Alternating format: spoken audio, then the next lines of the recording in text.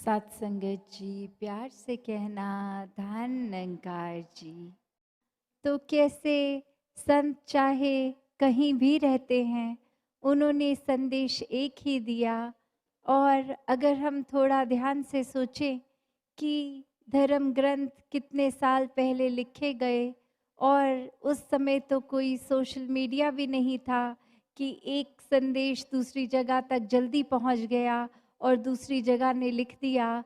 नहीं, अगर हम कोई भी एक देखें, किसी राज्य में किसी देश के सोशल स्क्रिप्चर्स के साथ साथ वो जो रिलीजियस टेक्स्ट उस तरह उस समय लिखे गए, तो वो कोई कोइंसिडेंस नहीं है कि संदेश सेम है। वो इसलिए कि उस समय चाहे संदेश एक जगह से दूसरी जगह आना पहुंचाना ही असंभव था। ये जानकारी ही किसी को नहीं थी कि कितने देश हैं संसार में। उस समय जब ये भी बात लिखी गई, तो हर एक टेक्स्ट सेम बात कैसे बोल रहा है। बात यही, हर किसी ने उस समय जो दात अपने सद्गुरु से प्राप्त करी, वो ब्रह्म ज्ञान तब भी सच था, अब भी सच है। ये निराकार हर समय का सच है।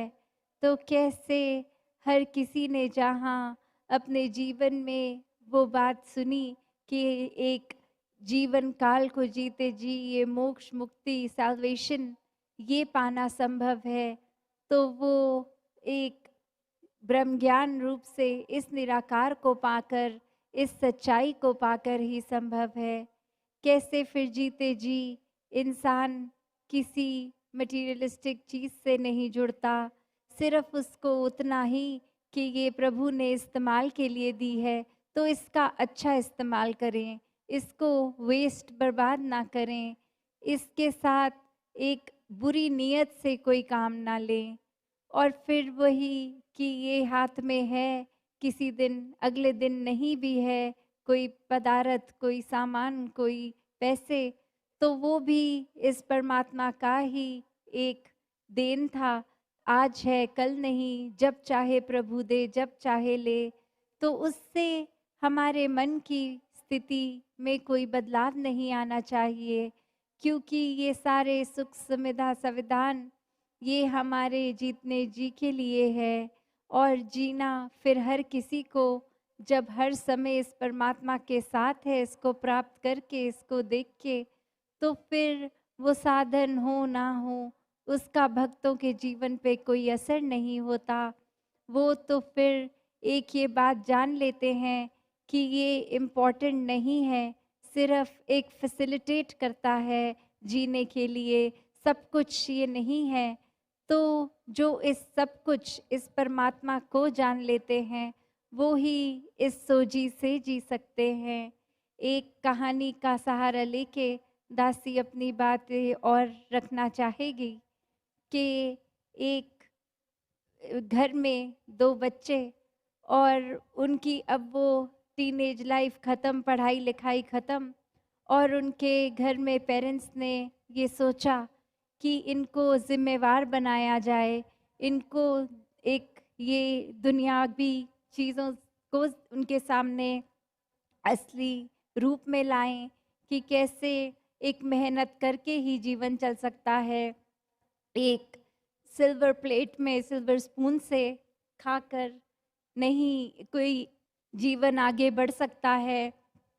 तो उसके लिए वो एक बात उन्होंने बच्चों को समझाई कि इस तरह घर से कुछ समय के लिए जाओ, इंडिपेंडेंट होके इस जीवन में कैसे एक मेहनत करके पैसे कमाए जाते हैं, ये देखो, ये सीखो।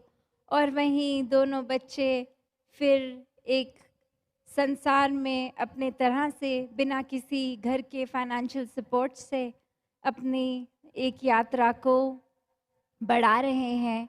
और वहीं एक जब सड़क पे चलते चलते गिरा हुआ कुछ सोने के आकार में एक गहना मिला, तो कैसे जो भाई था उसको लगा कि ये कहीं मेरी बहन को अगर नज़र आ गया, उसको सुंदर लगेगा, वो शायद ले ले, और ये तो सोने का है। वो फिर मन में बात वही कि हमारी मेहनत का तो है नहीं, तो हमें अपनी जर्नी पे इसको सहारा नहीं बनाना। एक खुद एक अपनी मेहनत से पैसे कमाकर कुछ घर पे साबित करना है। तो कैसे वो उसको फिर मौका देख के कि नज़र आ रहा है, उस पे कुछ मिट्टी डाल रहा था और वही उसकी बहन की नज़र पड़ी, ये क्या कर रहे हो? ज़मीन पे क्या हाथ से क्या कर रहे हो?